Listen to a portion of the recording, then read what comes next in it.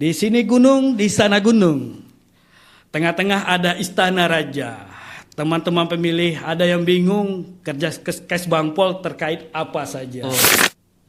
Badan Kesatuan Politik ini ya seperti namanya badan gitu, bukan dinas. Jadi kita lebih ke fungsi koordinatif seperti itu. Per SOTK kita, Satuan Organisasi Perangkat Daerah, tugas Kesbangpol itu memang melaksanakan tugas pembantuan di bidang kesatuan bangsa dan politik seperti itu saja bunyinya. Cuma untuk tugas-tugas secara rinci ya seperti tadi disampaikan dibagi di 4 bidang tersebut. Bantuan keuangan ini memang amanat undang-undang. Jadi ada di PP, kemudian ada turunannya di Permendagri tadi, Permendagri 36 tahun 2018.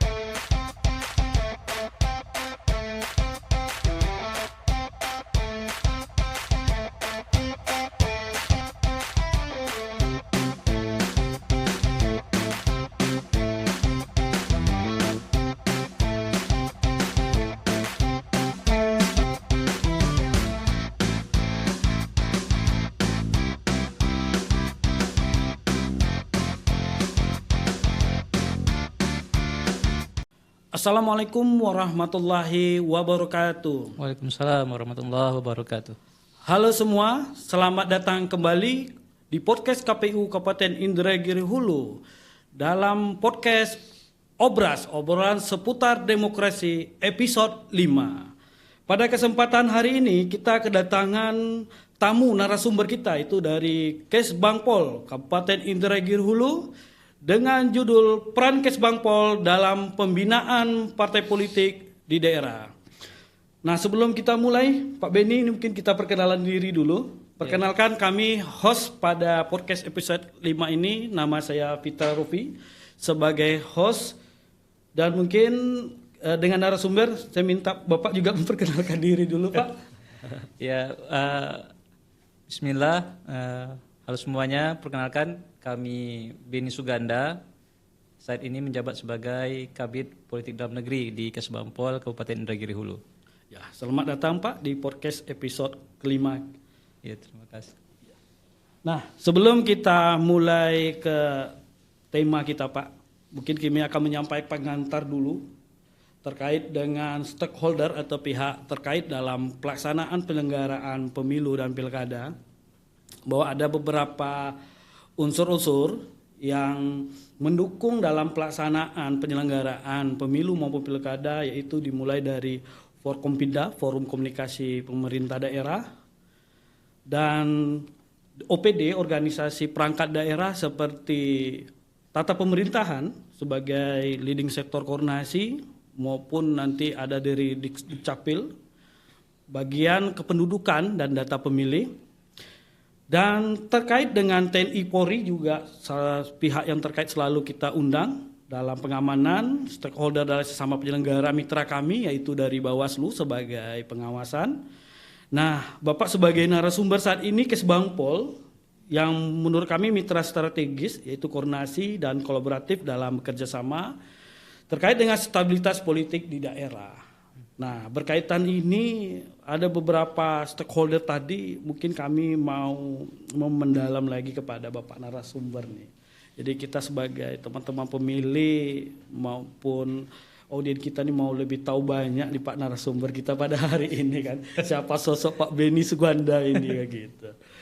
Nah, boleh Pak bercerita sedikit tentang Pak Beni Suganda sebelum di Kesbangpol, sebelumnya Bapak bertugas di mana gitu. Kita mau tahu dulu Pak.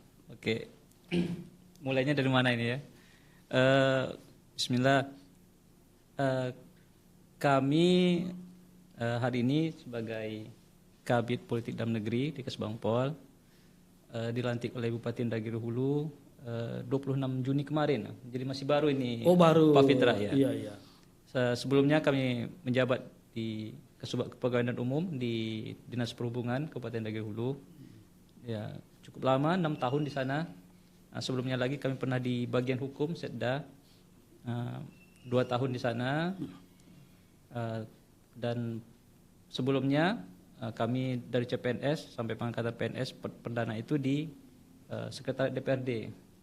Jadi kalau diurut itu dari Sekretariat DPRD, kemudian ke bagian hukum, ke Dinas Perhubungan, sekarang di Kesbangpol. Sudah 4 OPD yang kami berpindah. Begitu kira-kira. Jadi kalau dilihat dari karir Bapak di ASN, kira-kira nyambung nih Pak. Iya. Agak-agak beda-beda job-job pekerjaan atau gimana gitu. Ya. Kalau cukup nyambung sebenarnya kan. Di Sekretariat DPRD waktu itu mengurusi masalah risalah persidangan, berhubungan juga dengan anggota DPRD, kemudian di bagian hukum, kemudian masalah hukum kan kita bergerak di sana di bagian dokumentasi hukum, kemudian dipindah ke Dinas Perhubungan di Kasubag Kepegawaian dan Umum. Di sana mungkin kami lebih, karena sudah di jabatan struktural, mungkin lebih fokus ke masalah kepegawaian, masalah persuratan gitu, masalah administrasi umum di OPD. Nah, selanjutnya baru kami di sini. Jadi kalau dibilang masalah politik, masalah partai politik ini baru tidak juga sebenarnya, karena sebelum-sebelumnya ada sedikit kaitannya. Cuman sekarang memang lebih mendalami, mungkin begitu kira-kira Pak Fit. Oh, lebih mendalam. Nah, paling tidak nanti menunggu waktu saja nih Pak. Kalau nanti di Kesbangpol sudah tahu nanti ribut-ribut, baru tahu nanti kerjaan ini sesuai atau tidak ya ke depan. Nah, jadi kalau dihitung-hitung dari SN sudah berapa tahun ini Pak? Sudah 16 tahun. Wah, udah 16 tahun. Artinya sebentar lagi udah 17 tahun, bahasanya sudah sweet 17 ya, begitu ya. 2011 lupa angkatan, sekarang 2025 ya. Berarti sudah 16 tahun. Nah, mungkin ada juga nih teman-teman pemilih kita nih tahu nih status Bapak nih gimana nih Pak? Statusnya udah berkeluarga atau belum gitu kan? Karena di sini host-host kami sebelumnya ini belum nikah Pak, belum ada yang punya gitu kan. Kan ada pertanyaan-pertanyaan kan. Ini host-hostnya ini orang pegawai baru gitu atau belum gitu. Ini belum ini masih gadis. Begitu. Baru tahu status ini. Ini ada pertanyaan-pertanyaan titipan sebetulnya Pak. Ya, alhamdulillah sudah berkeluarga Pak Fitra. Sudah gitu. berkeluarga, alhamdulillah. Anak 3. Ya begitulah kira-kira. Setidaknya kita muncul host-host sebelumnya Pak. Boleh. Iya, karena host-host kami yang 2 sebelumnya itu masih gadis Pak. Begitu. Oke, di pertanyaan titipan Pak. Iya. Oke, ini sedikit ada pantun nih Pak sebelum kita masuk ke terkait Kesbangpol kan. Boleh. Di sini gunung, di sana gunung. Tengah-tengah ada istana raja. Teman-teman pemilih ada yang bingung kerja Kesbangpol terkait apa saja. Nah, kalau terkait ditanya nih tentang Kesbangpol, kita berharap nih dari Bapak bisa menjelaskan. Kesbangpolnya ini mungkin dari singkatan ataukah disebutkan dinasnya apa, badan kah, dinas kah, apa beda dinas dengan badan gitu. Mungkin sedikit gambaran umum Pak terkait dengan Kesbangpol ini Pak. Oke. Begini Pak Fitra, dapat kami bantu jelaskan. Badan Kesatuan Politik ini ya seperti namanya badan gitu, bukan dinas. Jadi kita lebih ke fungsi koordinatif seperti itu. Lebih ke fungsi koordinatif, kemudian juga kolaboratif. Jadi kita tidak seperti dinas yang menangani masalah teknis-teknis tertentu. Seperti sebelumnya kami Dinas Perhubungan ya masalah perhubungan seperti itu. Kami di Kesbangpol lebih koordinatif. Jadi kita berkoordinasi dengan beberapa OPD terkait suatu permasalahan gitu. Ya ada apanya juga di situ. Tugas-tugas pokoknya juga ada di sana. Kita OPD-nya tipe A, jadi kita di sana ada 4 bidang. Jadi gitu, tipe A. Iya. Jadi dipimpin oleh Bapak Kepala Dinas, Kepala Badan, kemudian ada ya sekretaris, kemudian ada 4 bidang dipimpin oleh kepala bidang, kabit-kabit di sana. Kemudian ada pejabat eselon 4-nya juga Kasubag ada 2 orang, kemudian ada pejabat fungsional, jabatan fungsional di sana, kemudian ada staf-staf di situ. Jadi di 4 bidang tadi dapat kami bantu jelaskan. Kalau kami di Kesbangpol itu menamakannya bidang 1, bidang 2, bidang 3, bidang 4 begitu. Oh, gitu. Karena namanya cukup panjang ya. Oh, jadi panjang. memudahkan pemanggilannya biasanya bidang 1, bidang 2, bidang 3, bidang 4. Karena bidang 1 itu koreksi nanti ya kalau salah bisa. Itu bidang ideologi bidang bina ideologi, wawasan kebangsaan, karakter bangsa seperti itu. Kemudian bidang 2, bidang kami yang kami tangani sekarang. Mungkin bisa diceritakan Pak, bidang 1 ini langsung kerjanya tugasnya ini, bidang kedua. Nah, kalau masalah bina ideologi ini lebih masalah karakter bangsa ini seperti apa ya? Karena cukup luas sebenarnya. Yang kami tangkap itu karena ini bukan bidang kami pribadi ini Pak ya. Ya menangani masalah bagaimana menjaga karakter bangsa ini agar tetap Pancasilais seperti itu. Kemudian juga selain itu norma-norma yang sudah dibangun oleh founding father kita dapat dijaga, dipelihara seperti itu. Salah satunya juga di sana ada paskibraka tingkat kabupaten urusan paskibraka. Ya juga dibidangi di bidang gitu. 1, bidang wawasan kebangsaan. Karena poinnya situ ideologi. Ya karakter bangsa. Iya. Terkait dengan. Iya seperti itu kira-kira. Iya. Terus di bidang 2, bidang yang kami bidangi saat ini masalah Poldagri, politik dalam negeri. Nah, ini bidang selalu hadir acara-acara kita di KPU ya. Iya. Jadi masalah kepemiluan, masalah pilkada, masalah pilpres misalnya seperti itu. Iya. Kemudian masalah bantuan keuangan parpol. Bantuan keuangan parpol. Kemudian ada di bidang 3, bidang ketahanan ekonomi, sosial budaya, agama, dan organisasi masyarakat. Jadi namanya panjang itu. Jadi biasanya masalah terkait ormas, FKUB, Forum Komunikasi Umat Beragama seperti itu. Kemudian di bidang 4 ada yang organisasi terkait kemahasiswaan nggak ada kaitan nih Pak dengan organisasi masyarakat dengan organisasi. Kalau mahasiswa kayaknya tidak Pak. Tidak. Sebenarnya tidak. Mohon koreksi nanti ya kalau salah karena ini di beda bidang kita ini. Jadi lebih ke organisasi yang terdaftar di Kemenkumham seperti itu. Cuma badan hukum ya. Kalau di kampus itu badan hukumnya di kampus. Iya, seperti itu. Nah, jadi untuk ormas-ormas yang baru juga kadang-kadang ya koordinasinya dengan bidang 3 untuk validasinya, verifikasinya. Kemudian di bidang 4 terakhir itu bidang penanganan konflik,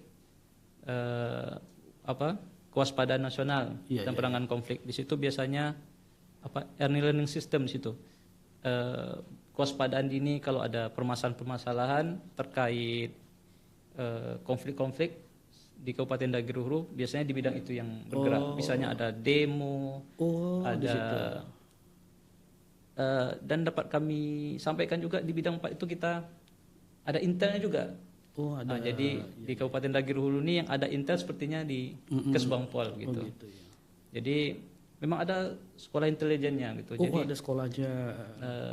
Sejauh pengetahuan kami di Kesbangpol itu sekarang intel kita ada 3 orang.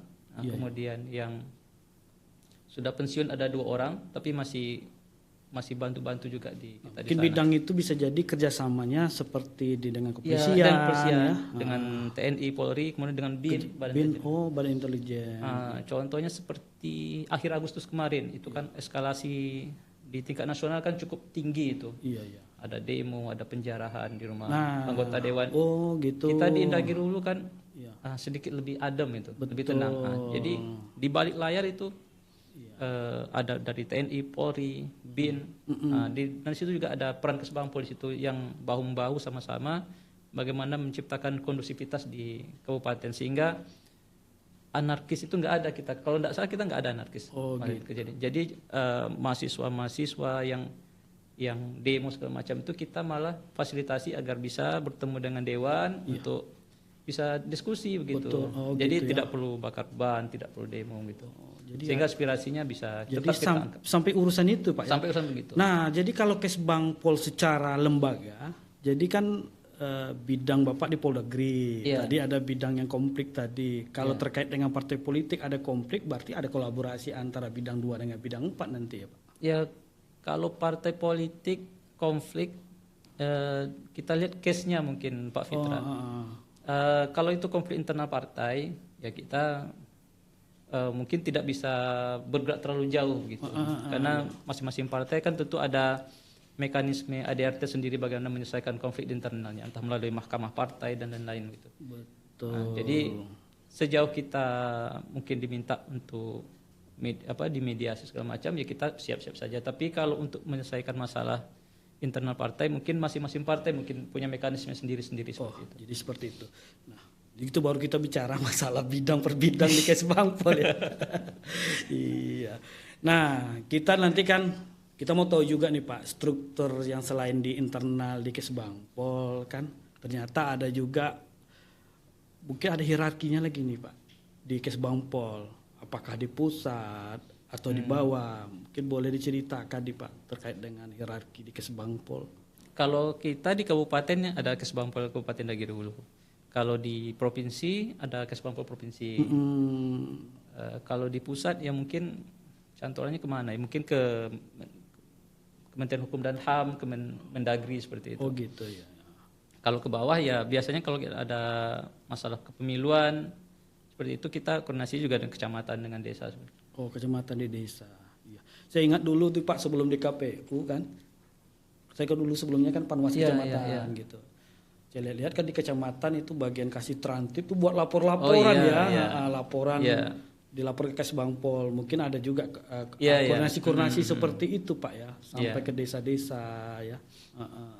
Memang kalau sedang pilkada, pilpres kita memang sibuknya luar biasa itu. Sibuk luar biasa. Iya. Lebih sibuk dari KPU.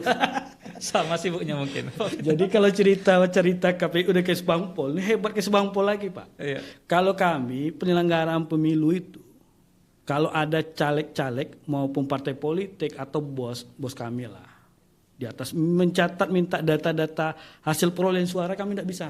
Oh begitu. Tapi kalau bapak-bapak dari Kesbangpol ini udah dapat, karena kami pula yang bertanya itu, udah dapat Pak, kami udah punya. itu yang menurut saya kami kan hanya fokus dalam bagaimana memaksimalkan penyelenggaraan kan. Jajaran ad hoc kita ini kan lelahnya di situ Pak. Gitu. Distribusi logistik terkait bagaimana teman-teman kita ini sukses aja kegiatan pemungutan suara udah oke gitu. Apalagi kalau memikirkan masalah menghitung perolehan suara, kita tekankan ke jajaran kita ke bawah ya bisa kacau Pak pelaksanaannya nanti kan gitu. Oke, ini baru kita tahu ya terkait hierarki. Jadi kalau Kesbangpol ini palingan ya penyebutan bentuk koordinasi koordinasi dan pelaporan siapa yang membutuhkan. Nah, kalau kita mau tahu kantornya di mana nih Pak? Kalau kita ke kabupaten nih Pak gitu kan? Ya, kita berkantor di Jalan Batu Canai. Tepatnya di sebelah kantor BPS, pas di seberang Gor Batu Canai itu. Oh iya. Nah, jadi ya bagi pemirsa yang mau mampir silakan datang. Oh gitu. Kalau kita di podcast Pak, teman pemilih Pak. Iya, teman pemilih ya. Iya, bagi gitu. teman pemilih yang mau main-main ke Kesbangpol silakan. Iya. Kantinnya enak, makanannya enak. Oh enak sih itu Pak.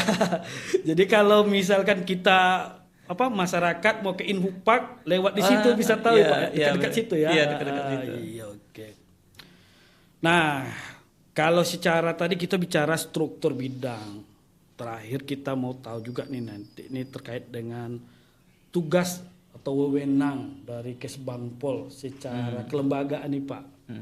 Kita teman-teman pemilih mau tahu Kesbangpol ini punya tugas, wewenangnya mungkin batasan-batasan sejauh mana Pak gitu. Kalau di SOTK kita, Satuan Organisasi Perangkat Daerah, tugas Kesbangpol itu memang melaksanakan tugas pembantuan di bidang kesatuan bangsa dan politik seperti itu saja bunyinya. Cuma untuk tugas-tugas secara rinci, ya seperti tadi disampaikan dibagi di 4 bidang tersebut. Ada masalah karakter bangsa, ada masalah politik dalam negeri, masalah ketahanan ekonomi, sosial budaya, agama, ormas, kemudian ada masalah penanganan konflik. Kemudian di sana juga ada kita memfasilitasi Forkopimda, Forum Komunikasi Pimpinan Daerah juga di sana. Termasuk juga di sana masalah bantuan keuangan parpol. Bantu keuangan parpol. Ya. Oke. Nah, sebelum nanti kita bicara partai politik nih Pak, ini kami memberikan gambaran dulu bahwa partai politik itu kalau dari jumlahnya ini sampai data kita tahun 2022 tercatat di Kemenkumham ini itu jumlahnya itu 76 partai Pak. Masuk yang partai dari Aceh gitu Pak Fitra? Iya, 76 partai ini yang tercatat ya, tercatat. Artinya di tahun 99 itu menjadi peserta pemilu itu ada sebanyak 48 partai. Ini kalau diskusi-diskusi yang kita dengar dari senior itu wah luar biasa pada pesan ini. Nah, di data 2024 terakhir dari 76 itu yang betul-betul aktif itu cuma 44, Pak. Cuma 44. Nah, dari 44 menjadi syarat menjadi peserta pemilu itu tinggal lagi 18. 6 dari Partai Aceh. Nah, untuk menjadi peserta pemilu ini ada beberapa persyaratan nih Pak Beni. Yeah. Mungkin hal-hal ini perlu kami sampaikan di momen ini kepada teman-teman pemilih bahwa sebenarnya partai politik itu walaupun jumlahnya udah banyak, tidak bisa langsung menjadi peserta pemilu. Itu ada beberapa tahapan persyaratan. Yeah. Nah, kalau persyaratannya ini harus melalui verifikasi dari KPU-nya terkait dengan kepesertaannya ke pemilu. Syaratnya ini pertama itu harus memiliki kantor. Yeah. Kantornya ini itu tersebar. Kalau provinsi kita ini ada 38, harus tersebar di 38 provinsi. Kalau di kabupaten itu harus 75 kabupaten. Yeah.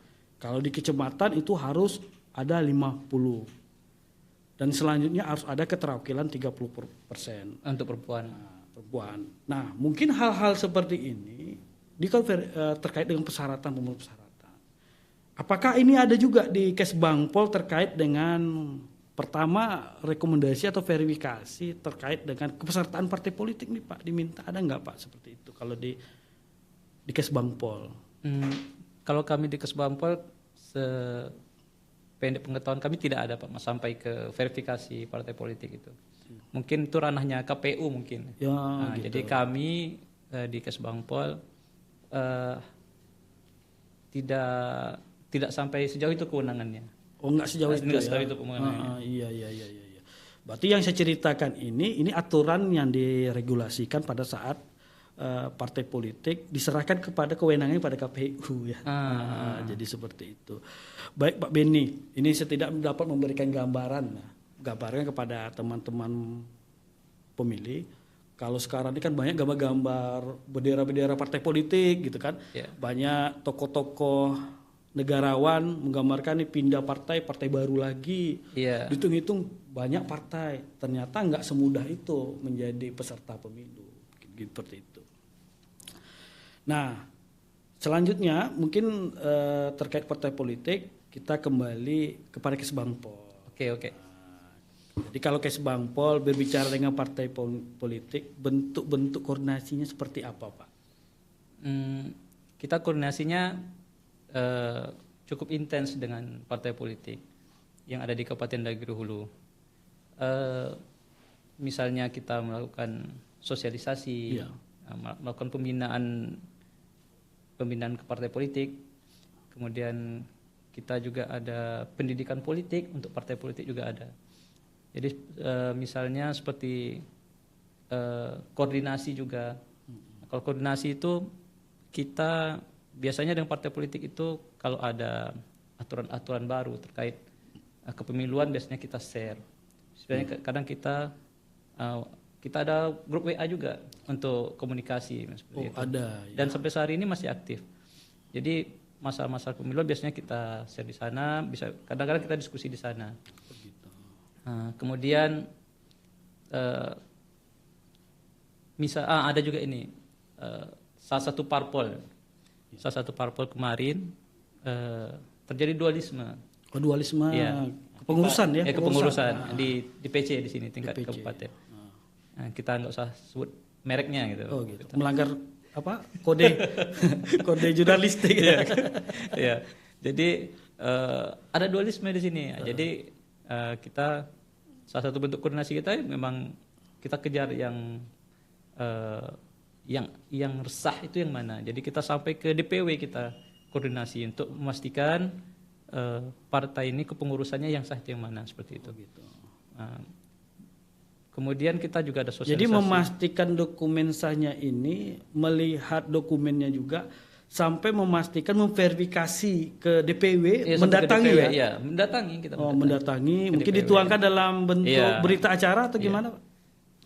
Kita lihat keaslian otentifikasi dari kepengurusan yang sah itu di DPW. Oh gitu. Nah, kemudian kalau seperti sosialisasi ya kita banyak Ini sekali- nanti memastikan dualisme yang mana sah tidak sah nih kemana nih Pak arahnya? Apakah ada semacam bantuan keuangan kah atau Iya, apakah pengaruhnya gitu? Iya. Jadi kita kan di Kesbangpol salah satunya kan penyaluran bantuan keuangan parpol. Oh iya. Nah, di salah satu syarat yang ditetapkan di Permendagri itu, Permendagri 36/2018 itu kepengurusan yang sah dari kepengurusan sah partai politik seperti itu. Itu dijadikan salah satu syarat. Jadi masalah kepengurusannya juga kita cek seperti itu. Karena mendengarnya ada bantuan dana keuangan, baru ribut nih Pak. Ya. Iya. Kita ya diverifikasi nanti bersama dengan yang lain juga. Di situ ada Kesbangpol, KPU juga kita libatkannya. Tim sebagai salah satu tim dari verifikasi. Iya. Kemudian ada inspektorat, Iya.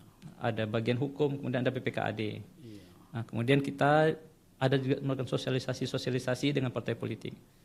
Nah, di beberapa sosialisasi itu partai politik itu ada yang hadir, kita bikin acara seperti itu. Nah, kadang-kadang kita melalui Zoom.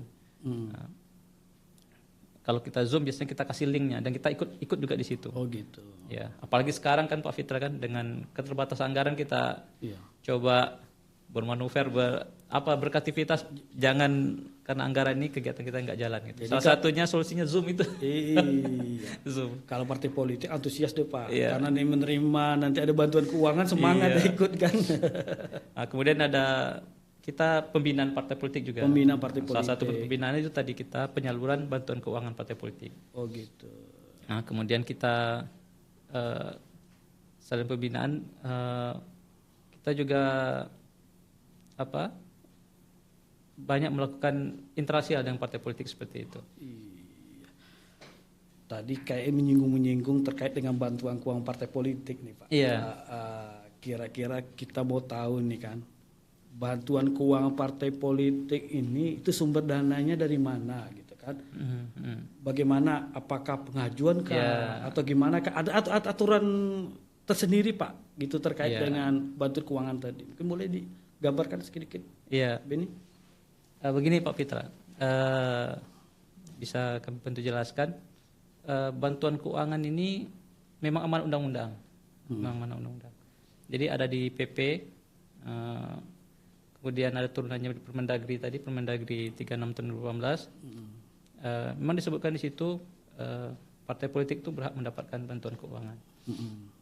Cuman bantuan keuangan tadi diberikan ada ketentuan-ketentuannya, ada syarat ketentuannya. Iya. Kalau alurnya ya biasanya partai politik mengajukan permohonan secara tertulis melalui proposal biasanya. Nah, kemudian tim verifikasi yang seperti kami sampaikan tadi ada 5 stakeholder, salah satunya juga KPU. Kita memverifikasi proposal tersebut sesuai dengan syarat-syarat ketentuan di Permendagri. Kemudian setelah dinyatakan clear memenuhi syarat, kemudian baru dicairkan. Setelah dicairkan, baru nanti terakhir ada LHP-nya, laporan pertanggungjawabannya. Lapor pertanggungjawaban. Ya, itu yang harus dipenuhi di partai politik. Oke. Mungkin Pak Beni, teman-teman pemilih mau tahu nih, bantuan keuangannya ini contoh 1 miliar. Apa dibagi rata Oh, partai iya, politik iya. atau gimana? Menghitungnya itu gimana tuh Pak Iya. Beni? Mungkin ada aturan sendiri itu ada, gimana? ada. Heeh. Ya, disampaikan juga di undang-undang di Permendagri tersebut. Kalau bantuan tadi jumlahnya dulu Pak Fitra. Kalau jumlahnya disesuaikan dengan kemampuan keuangan daerah. Kemampuan keuangan Ya, daerah jadi tidak dikunci maksimalnya berapa. maksimalnya. Dikunci, cuman dibunyikan sesuai dengan kemampuan keuangan daerah. Iya. Kemudian untuk penyalurannya sendiri itu ada batasannya.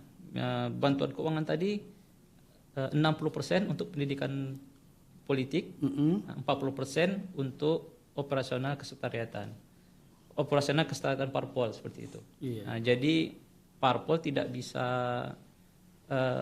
menggunakan bantuan keuangan tadi di luar aturan tadi. Jadi Aturan tadi. maksimal 60% untuk bantuan politik, 40%-nya untuk kesekretariatan. Kemudian apakah bisa untuk bantuan politik ini ditambah? Bisa. Iya, iya. Bisa bantuan keuangan apakah untuk pendidikan politik ini ditambah? Bisa. Bantuan politik ini bisa ditambah menjadi 70%, 40%. Yang tidak boleh itu untuk operasional umum kesekretariatan ditambah. Itu memang dibatasi 40% 40%. Iya, iya. Yang bergesernya itu malah ke bawah ya. Iya, bergeser ke bawah. Iya, iya. Nah, itu untuk persentasenya. Kemudian untuk penyalurannya. Tunggu bentar Pak. Ini saya tertarik juga menanya persen-persen tadi. Operasional tadi dimaksud untuk apa nih? Oh ya. Peruntuk apakah ada honor kah pengurus partai politik gitu atau hanya untuk sewa-sewa kantor atau gimana? Ya biasanya partai politik itu ketika mengajukan proposal itu ada RAB-nya. Betul. Penggunaan keuangan tadi akan dipakai untuk apa saja begitu. Jadi ya yang untuk operasional kesekretariatan tadi ya diantaranya seperti sewa gedung, seperti listrik, air, seperti ATK seperti itu. Sedangkan yang 60%-nya itu untuk pendidikan. Yang honor ada juga di antara 40% itu. Ya di 40% itu. Oh, 40% itu. Sedangkan selebihnya itu untuk pendidikan politik. Pendidikan politik. Pendidikan politik yang itu nanti di SPJ-kan oleh partai politik dilaporkan. Kemudian akan diperiksa oleh BPK yang memeriksa. Jadi bukan kita yang memeriksa. Laporan keuangan. Jadi nanti ada laporan keuangannya akan diperiksa oleh BPK dan hasil LHP itu akan dijadikan acuan untuk penerimaan bantuan keuangan tahun selanjutnya. Oh, tahun selanjutnya. Jadi kalau tahun ini kemarin pencairan itu kalau tidak salah bulan April bantuan keuangan itu, itu kita menagih. Nah, bantuan keuangan ini muncul pula pertanyaan saya jadinya kan. Misalkan tahapan pemilu 2024 kemarin pemilu. Terimanya itu 2005. Berarti tiap tahun partai politik menerima. Oh, tiap tahun dianggarkan. Iya, tiap tahun kita anggarkan. Oh, gitu. Tiap tahun kita anggarkan, tetapi tidak semua parpol Pak Fitra yang menerima. Nah, iya. Ini penting. Betul. Ini penting sekali. Nah, partai politik kita ada 18. Yang menerima sejauh ini ada 11. Ada 11. Nah, kalau di 11 berarti dihitung dari jumlah kursi. Iya, jumlah kursi. Ya, jadi perolehan jumlah kursi di DPRD. Jadi itu keywordnya di situ, jumlah kursi di DPRD. Jumlah kursi DPRD. Iya. Nah, kita contohkan seperti di sini partai yang punya kursi paling banyak itu Partai Nasdem 7. Iya. Berarti bantuan keuangannya dihitung berdasarkan jumlah kursi di DPRD. Suara sah atau suara sah? Suara sah ya. Suara sah. Karena ada 7 perwakilan DPRD. Iya, suara sah. Jadi lebih banyak dapat ya. Ya, nanti kan KPU kan biasanya nanti kan mengeluarkan SK itu terkait suara sah di partai politik. Jadi juga ada beberapa parpol yang kita di daerah kemarin yang ikut kontestasi, misalnya PSI, Hanura kalau tidak salah. Ada beberapa partai yang lain itu karena tidak mendapatkan kursi di DPRD, jadi bantuan partai politiknya tidak bisa kita salurkan itu. Itu sesuai amanah dari undang-undang. Oh gitu. Kalau boleh dapat bocoran kira-kira Pak, katanya suara partai Pak hitung suara dan kursi, nilainya satu suaranya berapa gitu. Ya. Gambar seperti itu. Kalau di sini ngaturnya gimana Pak gitu? Hari ini kita ada SK Bupati mengatur tentang tersebut, SK nomor 19 kalau tidak salah. Nah, SK KPTS 19/1/2025 itu satu suara itu nilainya Rp10.000. Oh, Rp10.000. Rp10.000. Jadi dikalikan saja Pak Fitra. Oh, Berarti gitu. perolehan suara sahnya berapa dikalikan Iya. Rp10.000. Kalau suaranya 10.000 dikali 10.000 berarti dapatnya 100 juta. Oh ya, seperti itu kira-kira. Oh, begitu. Jadi situlah kebutuhan operasionalnya harus Iya. dicukupkan sebanyak itu Iya, ya. dan itu harus dipertanggungjawabkan. Pertanggungjawabkan. Oke. Nah, baik, ini Ketari udah membahas tentang penyaluran bantuan keuangan. Di Kesbangpol juga ada melaksanakan kegiatan. Kami pernah tuh selalu jadi narasumber Iya. kegiatan sosialisasi ya Pak. Iya, betul. Mungkin ada segmen-segmen tersendiri atau gimana tuh Pak kalau di Kesbangpol gitu Pak, kegiatan-kegiatan ini. Kalau sosialisasi mungkin Jadi tidak diserahkan kepada partai politik, tapi Kesbangpol juga iya, melakukan kegiatan betul. pendidikan politik juga Betul. ya. Jadi selain kita menekankan kepada partai politik untuk melakukan pendidikan politik, kami Kesbangpol pun ya berkewajiban juga melakukan pendidikan politik.